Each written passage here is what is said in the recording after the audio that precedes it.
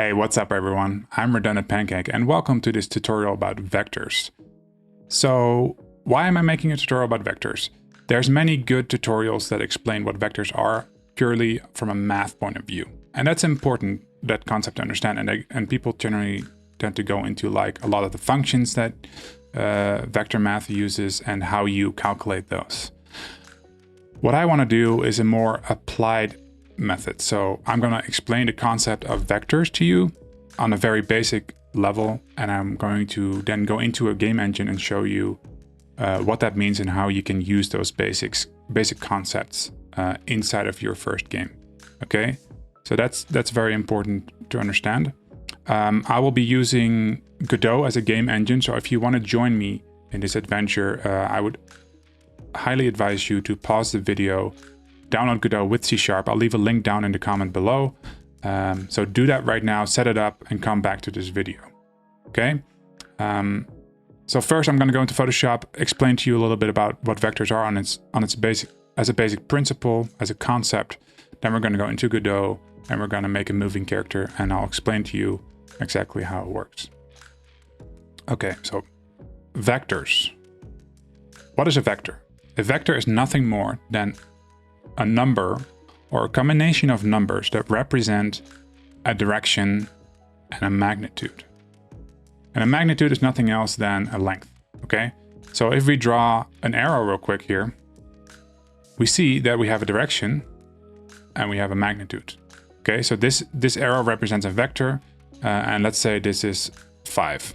Okay, so it has a number and it has a length. Okay, but this arrow doesn't mean anything without a coordinate system, right? It doesn't mean anything without space. So we need to have a coordinate system in order to, in order to represent these vectors and in order to manipulate these vectors. So what is a coordinate system? And let's start with the basics. So you can have a 1D, one-dimensional coordinate system, 3D, 4D, 5D, scales up to how many Ds you want. Oh God, bad joke. But what's important to understand that in game development, you generally have like a 2D, 3D, or 4D space that you're working in, or 2D and 3D space that you're working in, and 4D vectors are definitely also used, but let's not get into that. But in order to understand what a coordinate system is, let's briefly show you. So this is a one-directional coordinate system. And this one is horizontal, so you can only go left and right. So this is the middle point. This is a 0 right here. Wonderful 0. This is a 0. If you go this way, we go this direction, you go right, this direction, you go left. You can go up, you can go down, you can go in any other direction other than left and right. And if we draw a vector from here to here, then this is a vector of 5, so its position is 5, and this is the magnitude. Yeah? Okay. And that's the very basic concept of a 1D space. I want to get into a 2D space, so let's draw another line, in this case the y-axis, and let's have the coordinates with it straight away. And you can of course add, like I said, more dimensions, so this is a 3D space. An important thing to note is that this is the coordinate system I'm using right now, but you can, for people who have used 3D programs before, understand that the up axis is not always the y-axis. It could be the z-axis, and then the y-axis is the depth axis. That kind of depends on which program you're using. Unfortunately, there's no standard. Whether the left or the right is positive or negative, or up and down is positive and negative, also not a standard. So you have to be very aware of that when you start a new 3D program or a 2D program that uses an axis or coordinate system. Make sure you realize what you're working with. For example, Blender is going to be different, and if you're exporting to a specific game engine, then you need to be aware what the up axis is and what the forward axes are. Otherwise, you're going to have some trouble along the line. Okay, that all out of the way. That was a little sidestep. Let's get rid of the z-axis, and we have this coordinate system. And now we have a 2D space, right? And now we can draw in this whole 360 degrees. We can draw a direction, so we can go everywhere on this 2D plane. Okay, in the middle of it is the origin point, and that's a very important concept to remember, that every vector lives inside of a coordinate system, and it will always have a 0 position. And in this case, this is where the x and y cross. So this is going to be the origin. And in code, this will later on be called, you will see that it's called vector2.0. It's basically just the 0, 0, 0 on the x, 0 on the y. Okay, so let's draw our first vector. Hey, this is a nice vector. We go from the origin point, we draw an arrow to 2 on the x and 4 on the y. So we can definitely write this as 2, comma, 4 on the y. And I represent the axis by the color, so the x is red and the y is green. Okay, so the vector is 2.4, otherwise known as the position, right? And this is the magnitude of the vector. Okay, so let's draw another vector. We have another vector here. This is a vector that's going to be 3 on the x and it's going to be 1 on the y. Okay, so now we have these two vectors. Okay, that's very cool.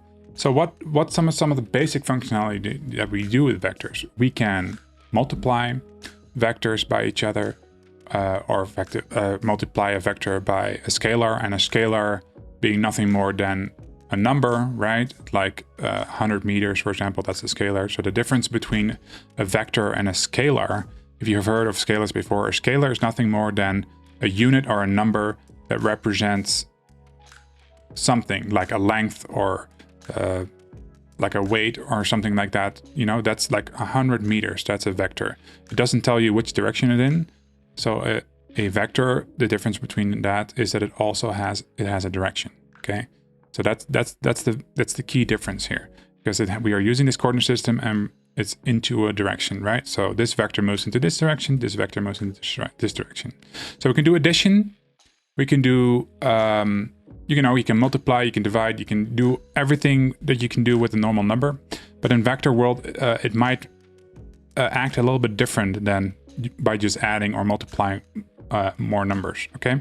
So if we add these together, we're gonna, let's say we add this 3, 1 vector with this 2, 4 vector, we're gonna get this third vector, which is gonna be at a position of 5 on the x. That's a very beautiful 5. 5 on the x, 5 on the y, okay? And that's very, very important. Okay, so now we have this vector, right? Because we added these together. So basically what you do is you add the x's together and you add the y's together. So 3 plus 2 is 5, 4 plus 1 is 5. So it's a 5i vector. So that's the same thing as saying as these two vectors together is the same as this vector, right? Because this is a 5, 5 vector. So if you add these two together, then you get a new vector that's represented like this, okay? So you have to understand that the direction of the vector changes if we add these together, okay? That's a very important concept to understand, is that if you add vectors together, you're going to change the direction, okay? That said, let's leave that over there. If we multiply, right? Let's say we multiply this 3, 1 by itself. 3 times 2 is 6. So let's say that there's a 6 here. 6 on the x-axis and 2 on the y-axis, okay? So if you multiply it by a number, the direction stays the same, yeah? And that's a very important to understand. So if you, for example, make a character and you want to move it forward, you can multiply it by a number in order to move it faster into that direction. So multiplication, direction stays the same, unless it's, of course, unless you multiply it by a minus, then it's gonna go exactly in the opposite direction, right? But it's gonna be the exact opposite direction of what you're going. Okay, that's a very important concept to understand. And then we have minus. For example, let's subtract this 3, 1 vector from this 2, 4 vector that we have. Okay, so I have pre-drawn here. Hey, we're gonna go exactly the opposite way of what the other one was going. So we're going into a completely different direction over here, and we're ending up at -1 on the x, and we're ending up at 3 on the y. Okay, So adding and subtracting it's kind of funny because it's going to always be the opposite direction of each other. Yeah. So understand that if you do minus, you're going to end up in completely different direction as well. But yeah, subtracting then is the complete opposite of what the plus was. Hey, RedundantPancake here. I forgot to show you that if you subtract these two vectors, and let's call them vector A and vector B, you're going to end up with this vector C. On top of that, subtracting vectors is not commutative. So subtracting vector B from vector A gives you a different vector. But it's important to note that this result vector C is the difference between the 2 points of vector A and vector B. And it's the same length no matter which way you subtract. All right, carry on. Okay, so that's subtraction, that's addition, and that's multiplication. With that said, I hope you understand what a vector is. So a vector is nothing more than a direction in a coordinate system from an origin point to a position on that coordinate system with a magnitude, so a length, okay? And you can calculate this length a certain way, but in our game engine, you can just do dot magnitude or dot length, and we get that number. So I'm not going to explain to you how that works.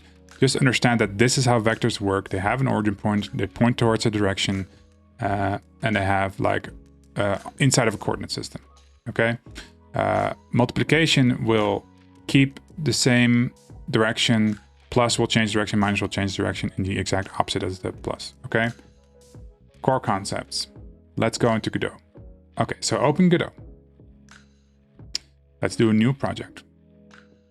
Let's select your folder where you want to make this, and let's call this vector math. Okay, let's do create folder and create and edit. Okay, so we end up in this 3D space in this scene, and there's a 2D scene here as well. You can switch between them independently. As you can see, we immediately get hit in the face, bam, with the coordinate system, X, Y, and Z. So let's quickly add a 3D node here. Go into the move tool mode here, or press W. Open up the transform here on the right, and we see that we have a position X, Y, and Z. And you see that these hands of this this transform point towards a direction, and these hands will always point towards the positive on that axis. So pulling it forward here is positive on the Z axis, pulling backwards is minus on the Z, right is plus on the X, minus X, up is positive Y, negative Y. Hey, but when we were drawing in Photoshop, you had negative up on the Y. Why is that? Well, very interestingly, if we go to 2D space, delete this 3D node, go back to 2D space, let's do a 2D scene real quick, move mode, and we show our hands. And you can see that it's different. So you have the 2D space, right? You have the red and the green, and they intersect here. So this is the 0, 0 for the transform, 0, 0. This is the center point. This is the origin. Hey, but the hand here is down. So on the Y, see? So the Y is minus and up, or the Y is up minus and down positive.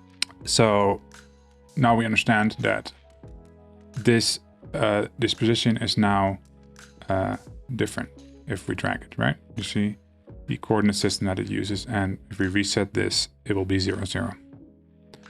Okay, very important concept to understand. So let's delete this node 2D for now. Let's go to other node. Let's just create an empty node with like the base node here.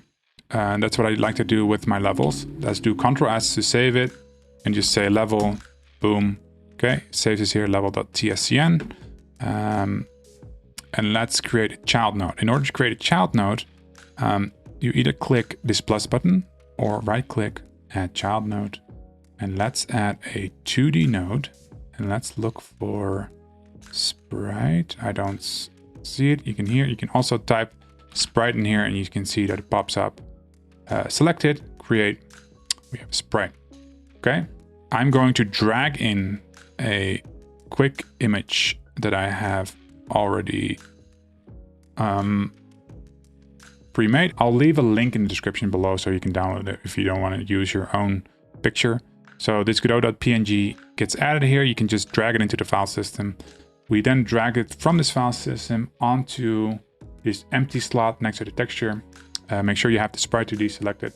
Drop it in there, boop. And now we have a representation of our sprite, okay? This is our sprite, it's on 0, 0 here on the transform. And that's it. Okay, so now let's add a script to it. Select the sprite, click this little plus button here, attach new script. Make sure we select C#, and let's call this vector math. Click create, wait for our Visual Studio to open. So you can see that this vector math class that we just created overrides from sprite 2D. Let's go into that with F12, and let's go into the node. It inherits from node 2D, so let's go there. And node 2D, if you scroll down here, it has a position, rotation, scale, and skew. And these are, yeah, you guessed it, the transforms that we have over here, right? Position, rotation, scale, skew. What's important to understand is that a vector, or the position, is a vector 2D. Hey, that's what we just talked about, right? So it has an X and a Y, that's the position. So knowing that, we can do, we can override our ready function, and we can delete the base call because we don't have a base to be called. It's just Visual Studio auto-completing it. We don't have to worry about that. The ready function is the same as start function in a lot of other game engines. It basically is called once when the game or the object is loaded in its scene. Okay, so we have this position that we can call, and let's say new vector through, and it needs, if we look here, need an X and it needs a Y. Yeah, so let's say 150 and 150, and then Ctrl S, save it. Let's play this scene. Hey, no main scene has been detected, or select one. Okay, so let's select the current scene because we only have one to start playing. And we can see, after we're done building, that the position now has changed and it's 150, 150. We can actually check this by doing gd.print, and we can add the position here. Make sure you save it, play it again. Boom. And you can see here, there's 150, 150 is the position. Okay, so that's very important to understand. If we do position.length, okay, and then we play it again,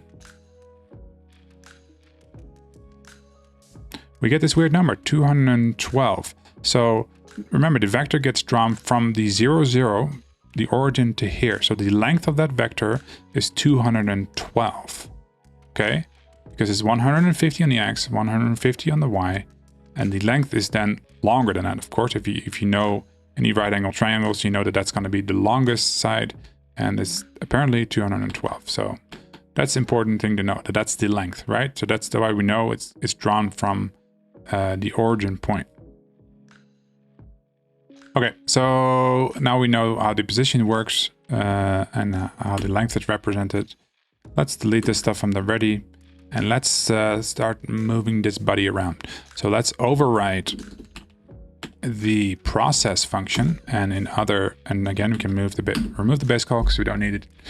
The process function is kind of like the update function in a lot of other engines. This process thing is called as fast as your game is running in frames per second, right? So if you ship this game to someone and he has a bad or some old hardware, this game is going to run at 30 frames per second. This function is going to be called 30 times per second. Say I have the latest and greatest hardware, I'm running at 500 FPS, then this is going to be called 500 times per second. And that's a very important concept to understand as well, because in a minute that's going to affect the way we move. So in order to do some input, we need to go into our engine, go into project settings. You have all these tabs here, go into input map, and we need to define some actions.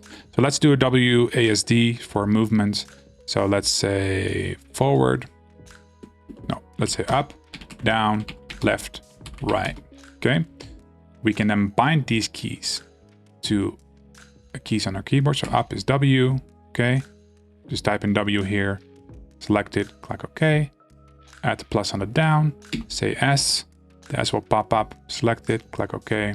Plus on the left, A will pop up, select. And then the last one is right, D. Okay, don't worry about the dead zone. We were on a keyboard, so it doesn't really matter. Now we can call this input class. And the input has a get vector method. And it will say, hey, we can give me the strings names of the negative x, positive x, negative y, and positive y. I will translate that into a vector direction for you. That's kind of what it's saying. Okay, so the negative x, and negative x is towards the left, right?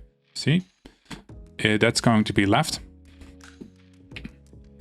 Positive is then right. Negative x is then down, right? Because negative y, I mean, is down, and positive is up. Okay. This method will return a vector. So let's call this vector2, and let's call this direction. Input direction, more specifically. Okay. And let's do a quick gd.print for direction. Okay. Press play. Make sure you saved it. So now, because we're in update, this is being called as many frames per second. You see this little thing is going up and up, doesn't matter. 0, 0 without input.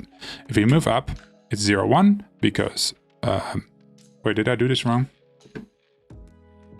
Oh, negative y is up. Oops. And positive is down, right? Because that's the way that this works. I misunderstood the assignment. I'm sorry. Okay, so down is positive on the y, you see, because the first number is the x, the second is the y, and up is up. So pressing W is -1, pressing A is -1, 0, pressing down is the direction. See, so it's represented by direction. And if you press W and D at the same time, you get this weird number. Maybe some of you would expect here this to be 1 and -1. But that's not the case, and that's because it's a normalized vector. And what is a normalized vector? Normalized vector is nothing more than a way to just get the direction of a vector. So if you have a really long vector, say 150, 150, it's in a certain direction. If you just want to know the direction, you can then say dot normalized, and you get a number between 0 and 1 for the x and y, and you get that direction. And that means you can then multiply that very easily, right? In order to maybe move in that direction, for example. And the way to visualize this is if I draw a circle here, right? On the 1, 1.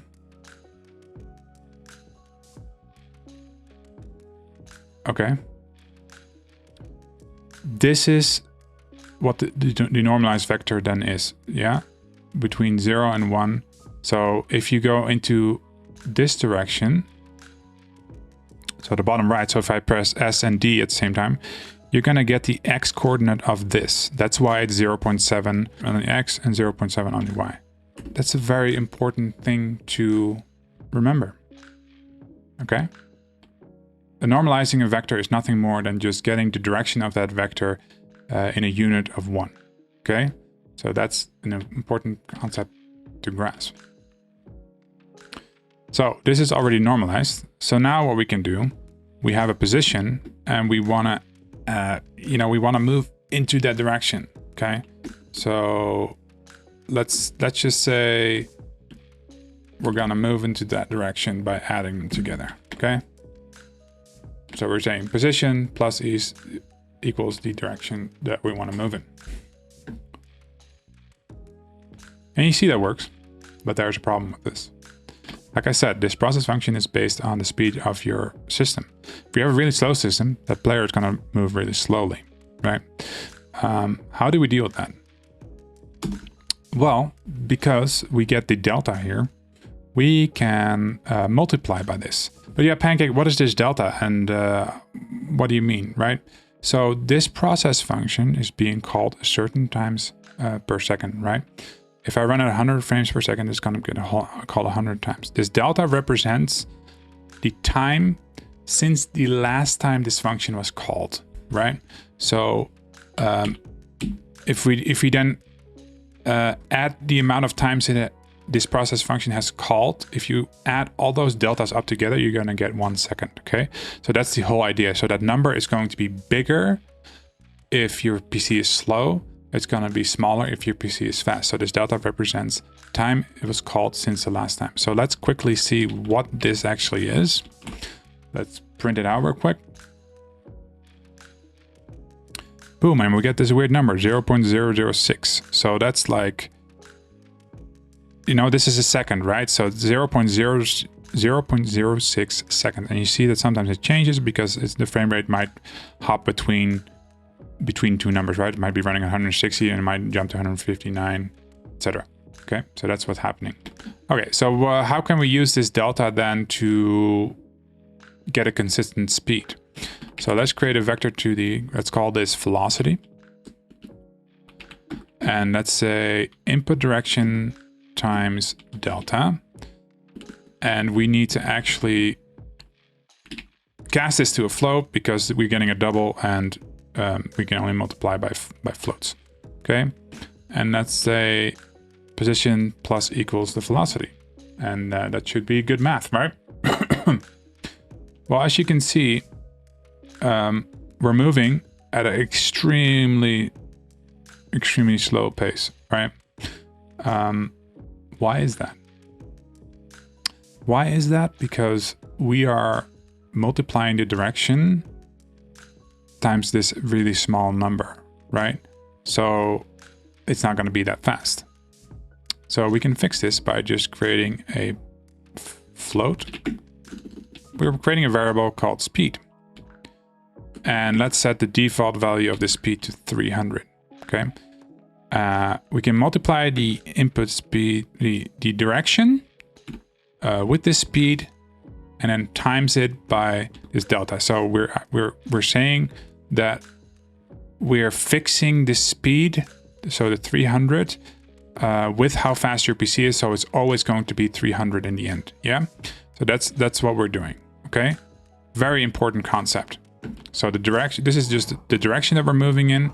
This is the speed that we want to move in, and we're multiplying this by the delta because we want to move just as fast on all our PCs. Okay. So now if we press play, and my dog is barking in the background. So now we can move around, and this is going to be just the same speed on any system. So what we can say is that we're moving at 300 units per second, right? Because we're just basically saying, hey, I want to move in this direction at this speed, and this is what we have to deal with when it comes to the amount of times per second it's being called with how fast our PC is, right? So direction, the speed that we want to move in, and units per second, and the delta that we're dealing with to calculate the speed of the PC, right? To deal with the speed of someone's hardware. Okay, so we have a character. Okay, so I told you that this is the 0, 0, right? And this is the 0, 0 based on the game engine. So any objects inside of this node will deal with that. So if you make another child and say tries to the, these will have the same origin point. But if we then let's rename this child and let's drag this onto the sprite 2D over here. And let's move this, and actually let's give it the transform of 150 and 150, right? Hey, but then let's move its parent also 150 and 150, okay? So, as you can see, this child moved because this child is dependent on whatever the parent is, right? And if the parent is not this, then the parent is whatever it's linked to. So what do you expect this transform to be? Do you expect it to be 300, 300, or do you expect it to be 150, 150? And it's going to be 150, 150, because the origin point changed from over here to its parent, which is this. So everything that's a child of something, it uses its parent as the origin point from which direction a vector is being drawn in, or which, you know, the direction of your vector changes based on the parent. And that's a very important thing to understand. So if you call this script here, if you put a script in here and you call the position is going to be 150, 150, not 300, 300. There is a way, however, and let's actually quickly do that. Let's remove this script here. So select the sprite 2D, remove the child, remove the script, and let's add the script. So you can save the script here. Let's drag it in over here on the child, and let's say gd script gd.print position.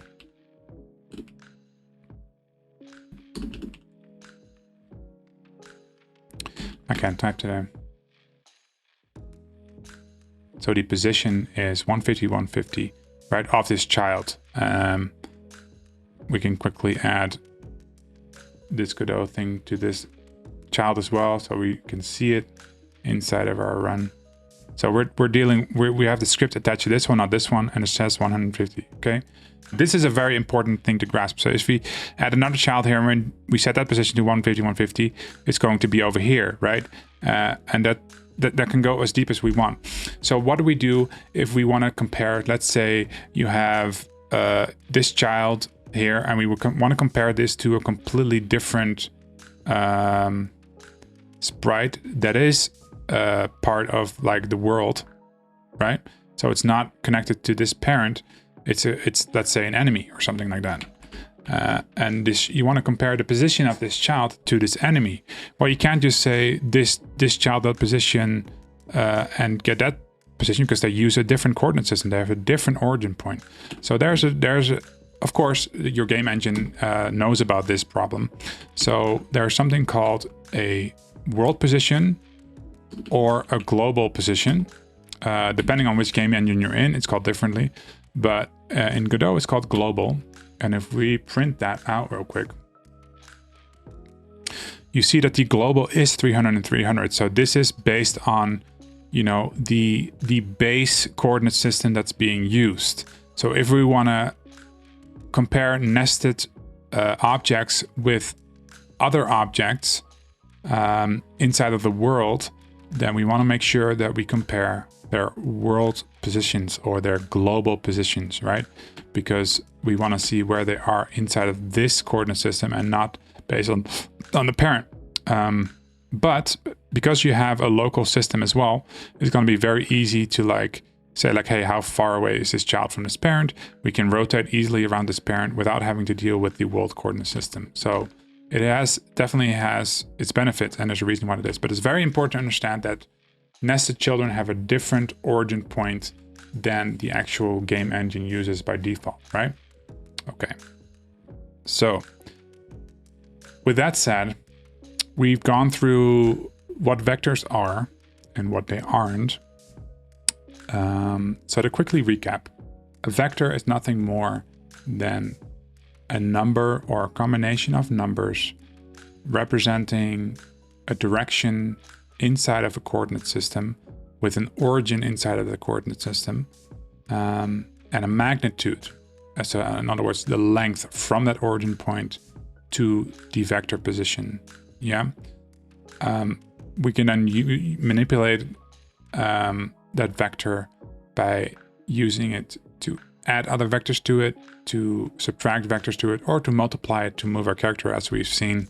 And that's very important. So now you have this basic understanding. We can do much more with the vectors. We can actually do a whole bunch of things with them, but that's for another video. This is the basics of vectors. I hope you got something out of it. And thanks for watching. If you like this video, leave a thumbs up and maybe a comment. See what you maybe want to see next. Maybe you want to see something completely different. I love to do these type of videos, so let me know. Make sure you subscribe as well, and maybe share it with a friend. And I'll see you in the next one. Bye.